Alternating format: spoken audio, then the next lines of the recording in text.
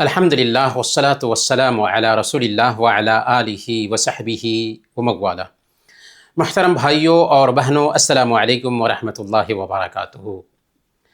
سیرت نبوی کا یہ تیسرا کلاس ہے میرے بھائیوں اور دینی بہنوں۔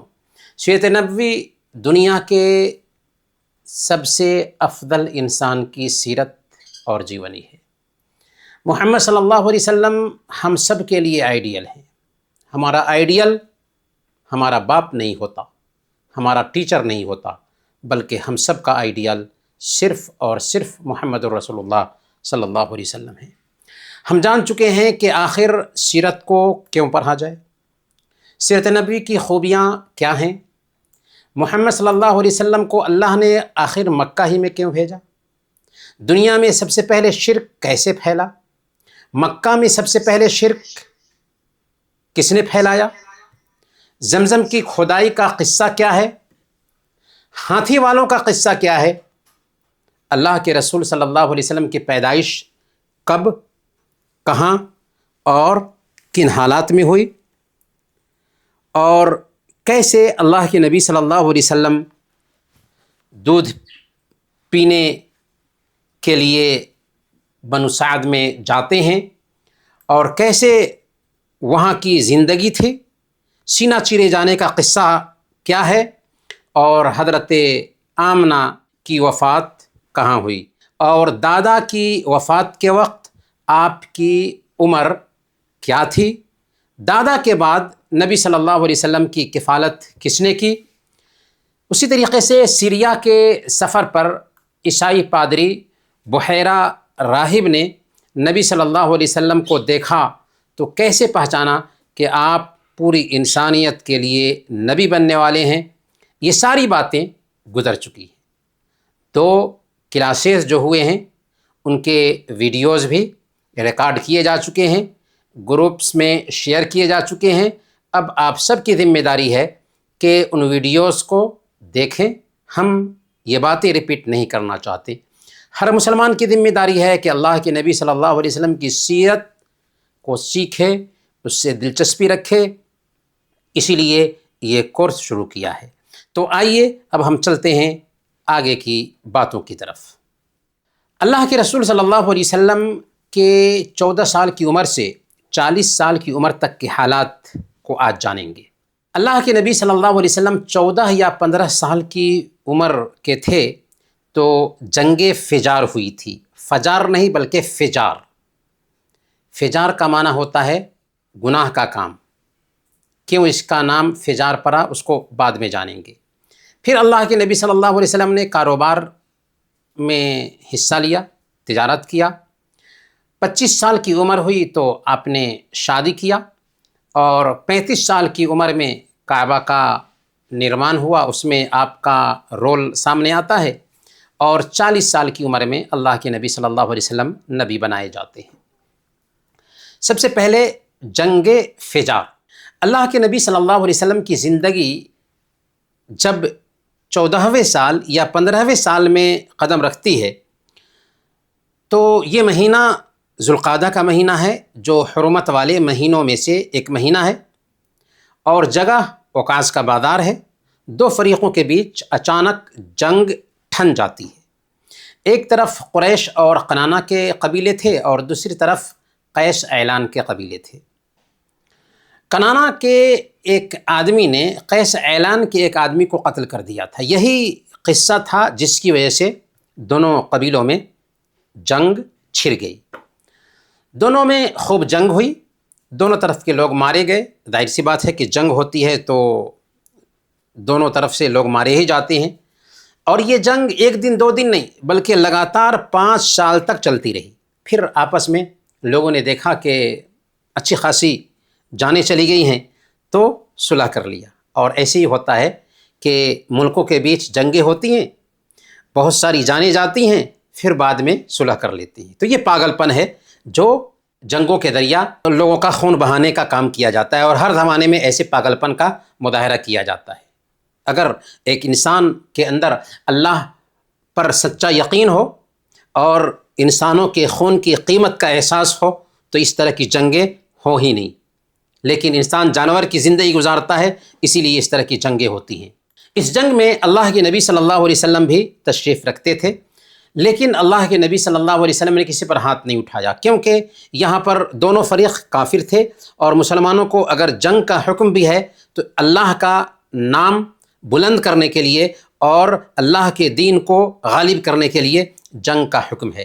برکیف اس جنگ کو جنگ فجار کہا جاتا ہے۔ اس جنگ میں اللہ کے نبی صلی اللہ علیہ وسلم نے اتنا کیا کہ اپنے چچاؤں کو تیر وغیرہ دے رہے تھے۔ اس جنگ کا نام جنگ فجار ہے کیونکہ فجار یہ فجور سے نکلا ہے، جس کا مطلب ہوتا ہے گناہ یا حد سے زیادہ گزر جانا۔ تو چونکہ یہ جنگ لڑی گئی تھی ذوالقعدہ کے مہینے میں، اور ذوالقعدہ کا یہ مہینہ حرمت والے مہینوں میں سے ایک مہینہ ہے۔ حرمت والے مہینے کتنے ہیں؟ یاد رکھیے، 4 حرمت والے مہینے ہیں: ذوالقعدہ، ذوالحجہ، محرم، صفر اور رجب۔ ان 4 مہینوں میں خصوصی طور پر اللہ نے جانوں پر ظلم کرنے سے منع کیا ہے۔ تو ذوالقعدہ کے مہینے میں جنگ ہوئی، گویا کہ حرمت کو لوگوں نے پامال کیا تھا، اسی لیے اس جنگ کا نام جنگ فجار رکھ دیا گیا کہ گناہ کا کام کیا یا حد سے تجاوز کیا، فجر و فسوق کا ارتکاب کیا۔ تو یہ ہے جنگ فجار، اور ہم نے جان لیا کہ اللہ کے نبی صلی اللہ علیہ وسلم نے اس جنگ میں صرف اتنا کیا کہ اپنے چچاؤں کو تیر وغیرہ اٹھا کر کے دے رہے تھے۔ حلف الفضول، حلف الفضول یہ ایک ایگریمنٹ ہے، نیک لوگوں کا ایگریمنٹ۔ حلف کے معنی ہوتا ہے ایگریمنٹ، اور فضول کا معنی ہوتا ہے نیک لوگ، اچھے لوگ، پاکیزہ لوگ۔ تو پاکیزہ لوگوں کا ایگریمنٹ، یہ ایگریمنٹ کیا تھا؟ سب سے پہلے اس ایگریمنٹ کے سندربھ کو جانتے ہیں۔ ابھی یہ جو جنگ ختم ہوئی تھی، کون سی جنگ؟ جنگ فجار۔ تو اسی کے کچھ دنوں کے بعد اسی مہینے میں ایک دوسرا واقعہ پیش آیا۔ یمن سے ایک آدمی مکہ آیا تھا اپنا سامان بیچنے کے لیے۔ مکہ میں کوئی قانون نہیں تھا، قبیلوں کی حکمرانی تھی۔ تو عاص بن وائل نام کا ایک مکہ کا سردار تھا، جس نے اس یمنی آدمی سے سامان خرید لیا اور قیمت نہیں چکایا۔ اس نے کئی قبیلوں سے کہا کہ بھائی عاص بن وائل نے میرا سامان خریدا ہے اور قیمت نہیں دیا، پیسے نہیں دیا۔ وہ جب لوگوں سے کہا اور لوگوں نے بھی اس کے پیسے دلانے میں کوئی انٹرسٹ نہیں لیا، تو تھک ہار کر ابو قبیس پہاڑی پر چڑھ گیا اور اشعار میں اپنی مظلومیت بیان کیا، اور آواز لگاتے ہوئے کہا کہ ہے کوئی انسان جو مظلوم کا حق دلائے۔ یہ سن کر اللہ کے نبی صلی اللہ علیہ وسلم کے چچا زبیر بن عبد المطلب حرکت میں آئے اور کچھ قبیلہ کے لوگوں کو اکٹھا کیا، اور عبداللہ بن جدعان، عبداللہ بن جدعان یہ نام یاد رکھیے، عبداللہ بن جدعان کے گھر میں سب لوگ اکٹھا ہوئے اور باضابطہ وہاں پر میٹنگ کی۔ میٹنگ میں یہ ایگریمنٹ پاس ہوا کہ ہم مکہ میں پہلے نمبر پر ظلم نہیں ہونے دیں گے، دوسرے نمبر پر مظلوموں کا ساتھ دیں گے، چاہے مظلوم مکہ کا ہو یا مکہ سے باہر کا ہو، اور تیسرے نمبر پر ظالم کے خلاف ہم ایک مٹھی بن جائیں گے۔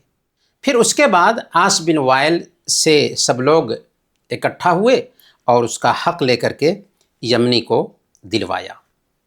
اسی ایگریمنٹ کو حلف الفضول کہا جاتا ہے۔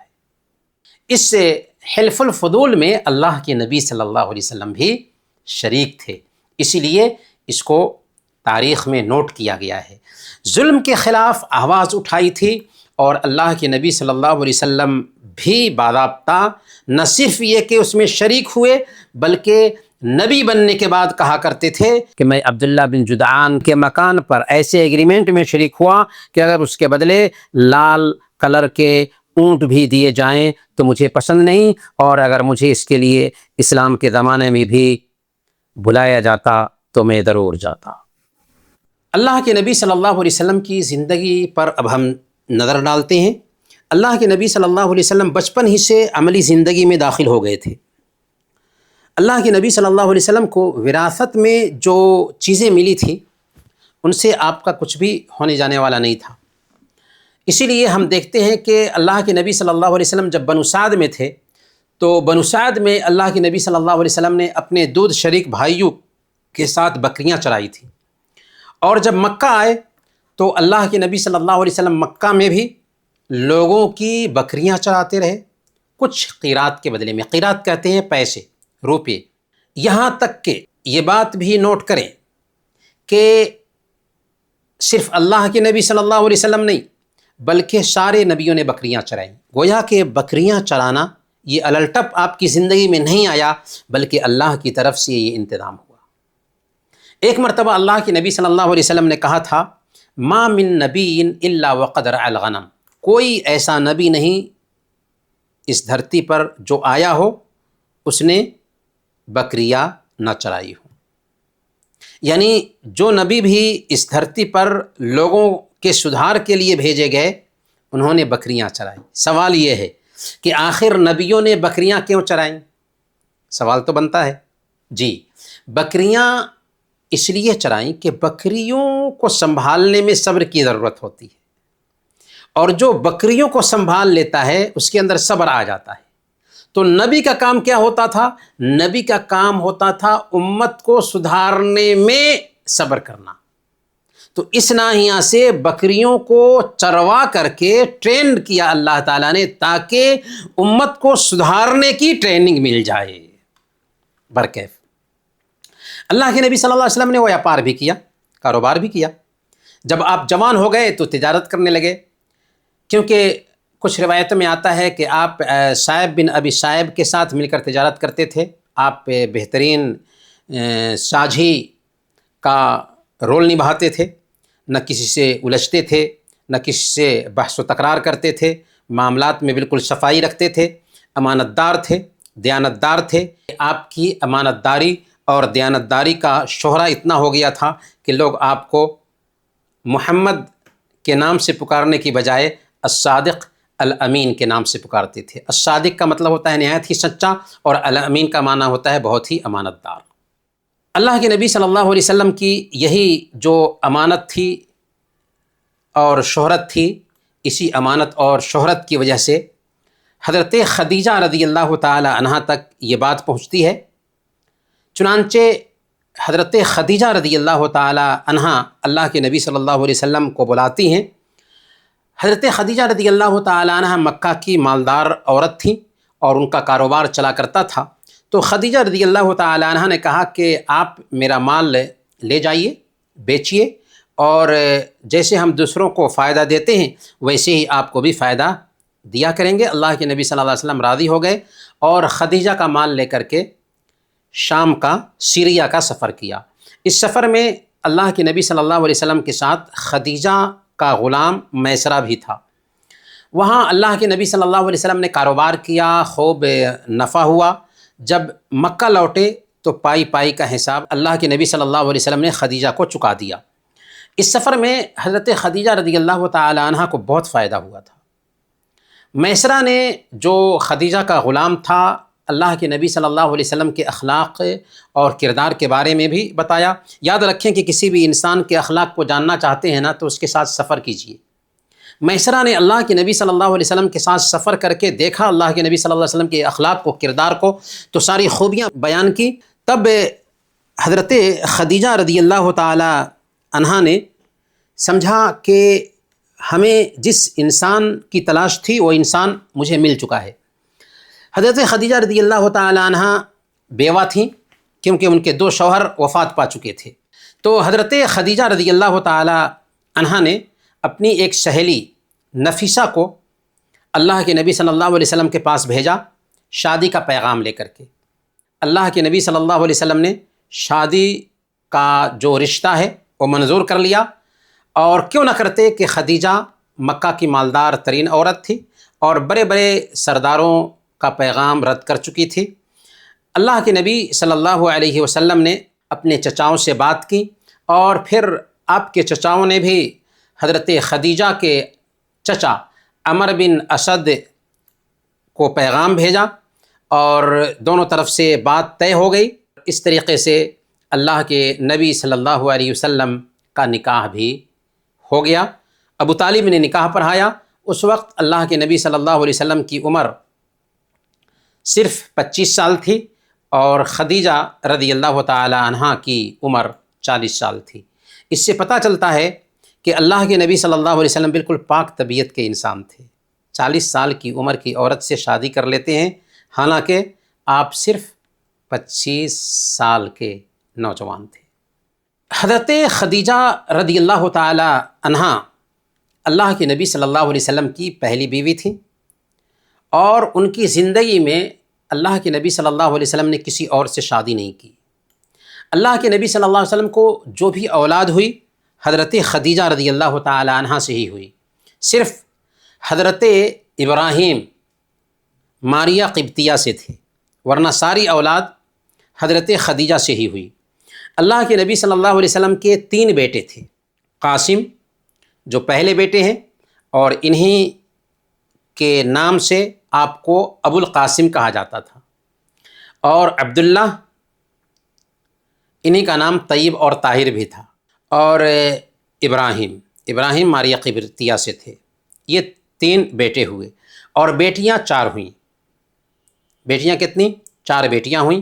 سب سے پہلے زینب رضی اللہ تعالی عنہ، دوسرے نمبر پر رقیہ رضی اللہ تعالی عنہ، اور تیسرے نمبر پر ام کلثوم رضی اللہ تعالی عنہ، اور چوتھے نمبر پر فاطمہ رضی اللہ تعالی عنہ۔ فاطمہ رضی اللہ تعالی عنہ اللہ کے نبی صلی اللہ علیہ وسلم کی سب سے چھوٹی بیٹی تھی۔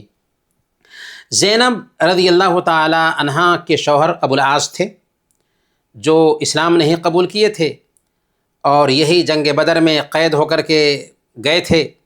تو اللہ کے نبی صلی اللہ علیہ وسلم نے شرط رکھا تھا، زینب نے جب ہار بھیجا تو ہار لوٹا دیا اور کہا کہ اس کے بدلے تمہیں زینب کو مکہ سے مدینہ بھیج دینا ہے۔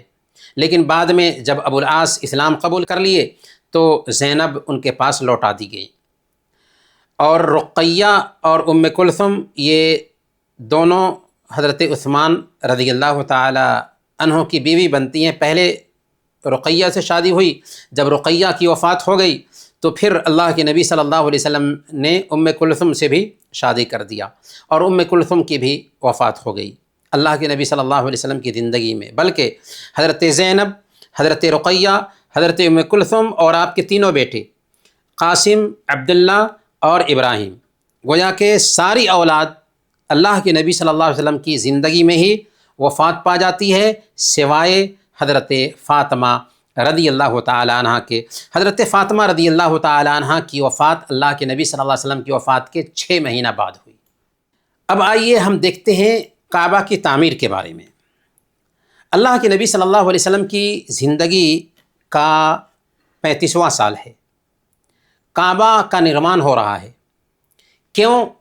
اس لیے کہ کعبہ کی دیواریں زوردار سیلاب آنے کی وجہ سے، باڑھ آنے کی وجہ سے اس کی دیواریں پھٹ گئی تھیں۔ لوگ اس کی تعمیر میں اپنی حلال کمائی ہی لگا رہے تھے۔ اللہ کے نبی صلی اللہ علیہ وسلم بھی اس میں پتھر ڈھو کر کے لا رہے تھے۔ تعمیر کا کام باقوم نام کا ایک رومی معمار کر رہا تھا۔ جب دیوار حجر اسود تک اٹھ گئی تو اب حجر اسود کو اس کی جگہ پر رکھنے کی باری آئی۔ حجر اسود کو جب اس کی جگہ پر رکھنے کی باری آئی تو ہر قبیلے کا سردار یہ چاہتا تھا کہ اس کو یہ شرع ملے، اس کو یہ شرف حاصل ہو۔ اس پر سخت اختلاف ہوا، 4-5 دن تک لگاتار بحث چلتی رہی، کوئی نتیجہ نہیں نکل رہا تھا۔ قریب تھا کہ حرم میں خون خرابہ ہو جائے، لیکن ایک بزرگ آدمی ابو امیہ لوگوں کے بیچ اعلان کرتا ہے، چلو مسجد حرام کے دروازے سے جو شخص سب سے پہلے کعبہ میں داخل ہوگا اسے ہی ہم حکم بنا لیں گے۔ اس فیصلہ کو سب لوگوں نے قبول کر لیا۔ اللہ کی چاہت یہ ہوئی کہ سب سے پہلے کل ہو کر کے جو آدمی کعبہ میں داخل ہوا وہ محمد صلی اللہ علیہ وسلم ہی تھے۔ قریش نے آپ کو دیکھتے ہی کہا، ھذا الامین رضینا، ھذا محمد، یہ امین ہیں، ہم ان کے فیصلے سے راضی ہیں، یہ محمد ہیں۔ دیکھا اللہ کے نبی صلی اللہ علیہ وسلم کی امانت داری اتنی مشہور تھی کہ آپ کی قوم کے لوگ آپ کو الصادق الامین کے نام سے پکارتے تھے۔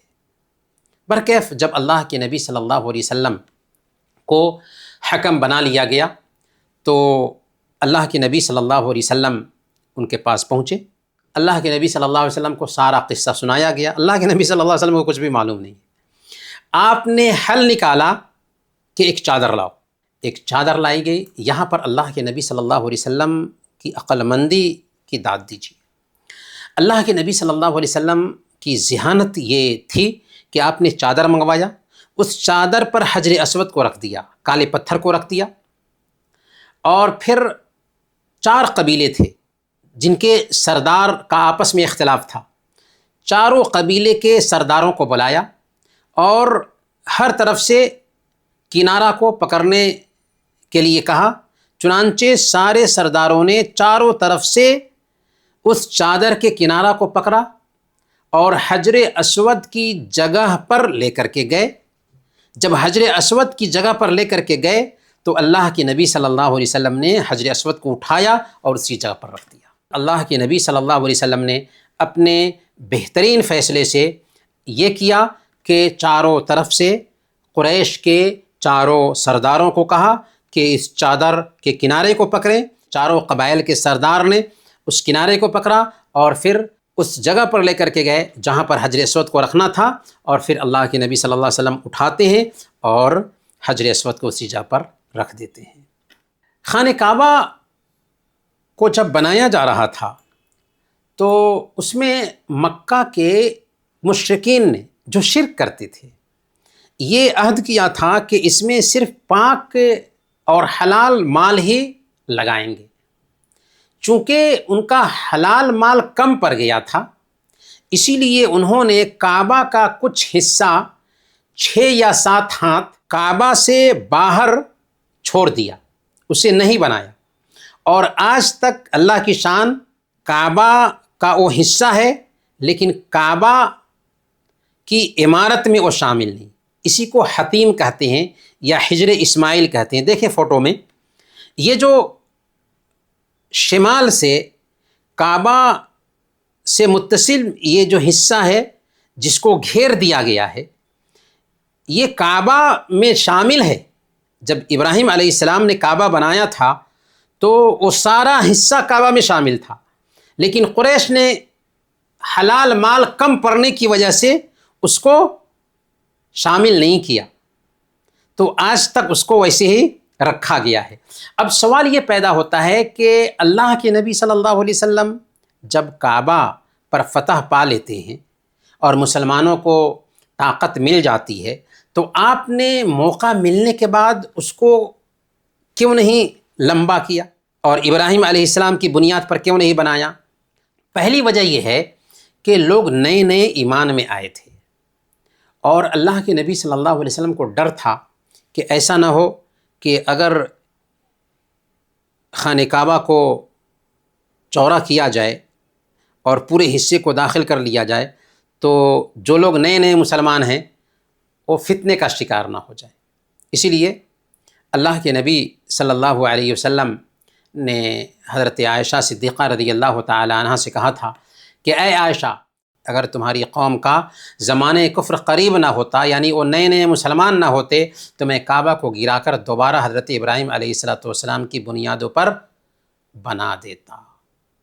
تو اس سے پتہ یہ چلتا ہے کہ اللہ کے نبی صلی اللہ علیہ وسلم نے اسی حکمت کی وجہ سے اسے ویسے ہی رہنے دیا جیسے قریش نے چھوڑ دیا تھا، لیکن حضرت ابراہیم علیہ السلام نے جو کعبہ بنایا تھا حتیم کا حصہ بھی کعبہ میں شامل تھا۔ اسی لیے اگر کوئی آدمی حتیم میں جا کر کے نماز پڑھتا ہے تو گویا کہ اس نے کعبہ میں نماز پڑھی، اسی لیے اس حصے میں جو خالی حصہ دکھ رہا ہے نماز پڑھنے کی بہت اہمیت ہے، گویا کہ آپ کعبہ میں جا کر کے نماز پڑھتے ہیں۔ اب ہم سوالات کی طرف چلتے ہیں۔ پہلا سوال، جنگ فجار کو جنگ فجار کیوں کہا جاتا ہے اور اس وقت نبی صلی اللہ علیہ وسلم کی عمر کیا تھی؟ کون جواب دیں گے؟ نہیں، غلط ہے۔ 14 साल थी शेख। 14 या 15 साल تھی. بہت اچھا بہت اچھا جی. اور جنگ فجار کو جنگ فجار کیوں کہا جاتا ہے؟ فجار کے معنی ہوتے ہیں گناہ کے. اور ذوالقعدہ میں یہ جنگ ہوئی تھی، اور ذوالقعدہ حرمت والا مہینہ ہے جس میں قتل و خون ریزی نہیں ہونی چاہیے، اس لیے اس کا نام جنگ فجار رکھ دیا گیا. اور کیوں یہ جنگ ہوئی تھی؟ جنگ کا سبب کیا بنا تھا؟ جنگ کا سبب قتل بنا تھا، قتل ہوا تھا جس کی وجہ سے دونوں قبیلے آپس میں بھیڑ گئے. حلف الفضول کے قیام کا سبب کیا بنا؟ اور یمنی تاجر کے ساتھ کس نے زیادتی کی تھی؟ حلف الفضول کا مطلب کیا ہوتا ہے؟ حلف الفضول کا مطلب ہوتا ہے حلف ایگریمنٹ، فضول نیک لوگوں کا ایگریمنٹ. اس میں کیا ہوا تھا؟ عاص بن وائل نام کے ایک آدمی نے، مکہ کے سردار نے یمنی تاجر سے سامان خرید لیا اور قیمت نہیں چکائی. تو اس نے کئی لوگوں کو کہا کہ عاص بن وائل نے سامان خرید لیا ہے، میرے پیسے نہیں دے رہا ہے. کسی نے بھی اس کے پیسے لے کر کے اس کو نہیں چکائے. بالآخر اس نے ابو قبیس نام کے پہاڑی پہ چڑھ کر کے اپنی شکایت درج کی اشعار میں. تو لوگوں کے اندر غیرت جاگی اور کچھ لوگ اکٹھا ہوئے اور ایگریمنٹ کیا کہ مکہ میں جو بھی مظلوم آئے گا اس کا ہم ساتھ دیں گے، ظالم کے خلاف ہم سب ایک ہو جائیں گے اور مظلوم کو اس کا حق دلائیں گے. اسی وجہ سے اس کا نام حلف الفضول رکھا گیا. اور اس ایگریمنٹ میں اللہ کے نبی صلی اللہ علیہ وسلم بھی شریک تھے. جی، نبی صلی اللہ علیہ وسلم نے بچپن میں بکریاں چرائیں. اس حوالے سے آپ کیا جانتے ہیں؟ کیوں بکریاں چرائی تھی؟ کیونکہ شیخ بکریاں چرانے سے صبر آتا ہے. صبر آتا ہے. بہت اچھا جواب ہے، ماشاء اللہ. حضرت خدیجہ رضی اللہ تعالیٰ عنہا نے اللہ کے نبی صلی اللہ علیہ وسلم کو تجارت کی پیشکش کیوں کی، اور اس سفر میں کیا نتیجہ نکلا؟ کیونکہ شیخ سب لوگ صلی اللہ علیہ وسلم کو صادق الامین بلاتے تھے، اس لیے خدیجہ رضی اللہ تعالیٰ عنہا نے ان کو مطلب دیا تھا. جی بالکل، بہت اچھا جواب ہے سمیہ، ماشاء اللہ بہت اچھا جواب ہے. اچھا، میسرہ کون تھا اور اس نے واپسی پر حضرت خدیجہ کو کیا بتایا؟ خدیجہ رضی اللہ عنہ کا غلام تھا. جی، اس نے کیا بتایا خدیجہ کو اللہ کے نبی صلی اللہ علیہ وسلم کے بارے میں؟ اچھا ہی بتایا. ہاں، اچھے اخلاق کے بارے میں بتایا، کیونکہ سفر میں ایک انسان جب چلتا ہے نا تو سفر میں ہی ایک انسان کا کریکٹر واضح ہوتا ہے. حضرت خدیجہ رضی اللہ تعالی عنہ سے نکاح کے وقت نبی صلی اللہ علیہ وسلم اور ان کی عمر کیا تھی؟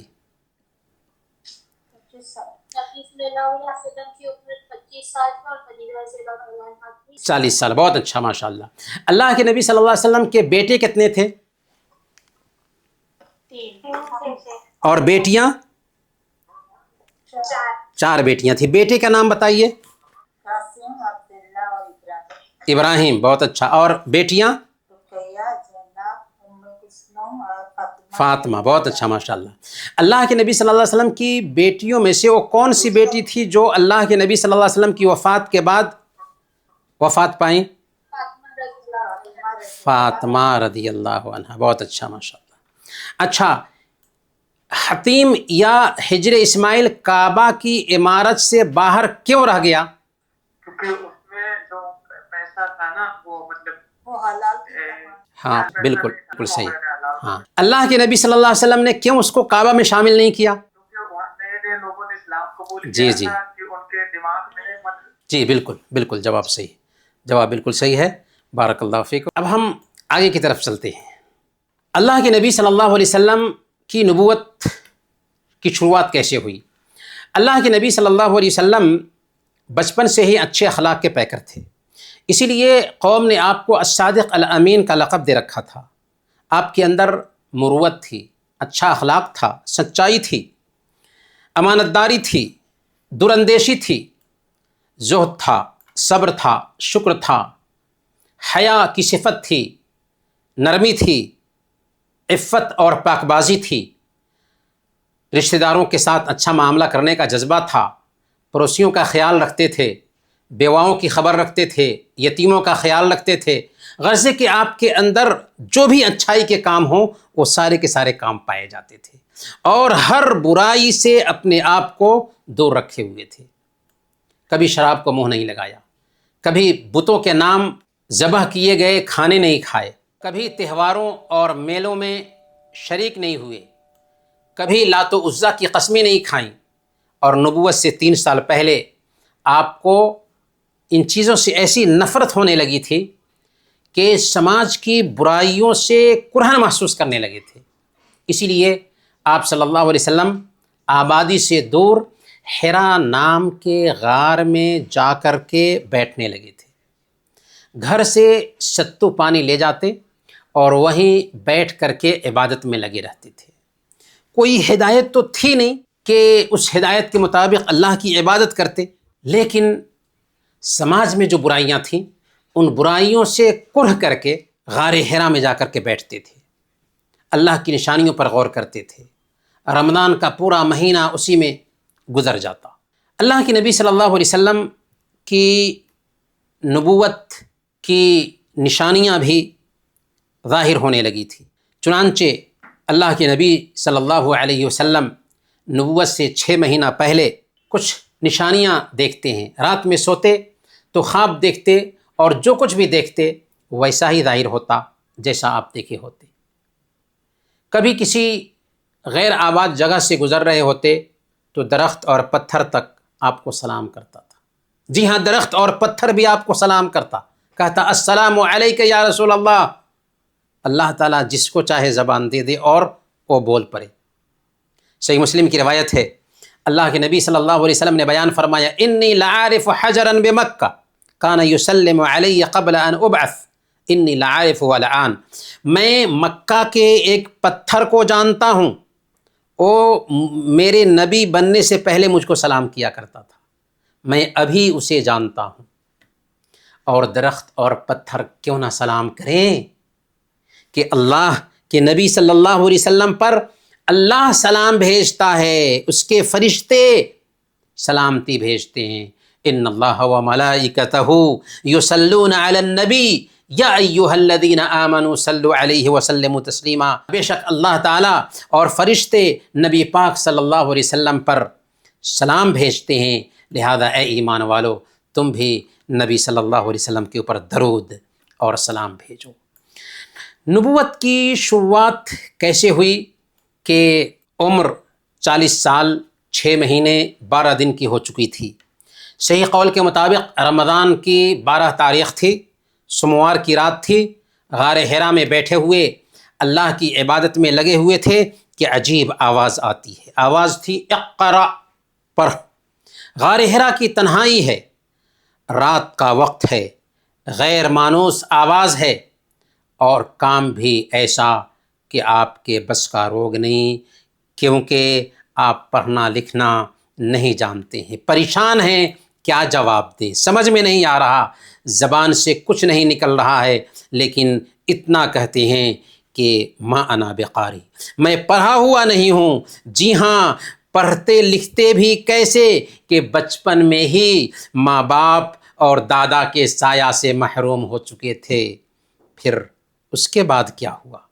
فرشتے نے زور سے دبوچا، فرشتے نے کہا پڑھو۔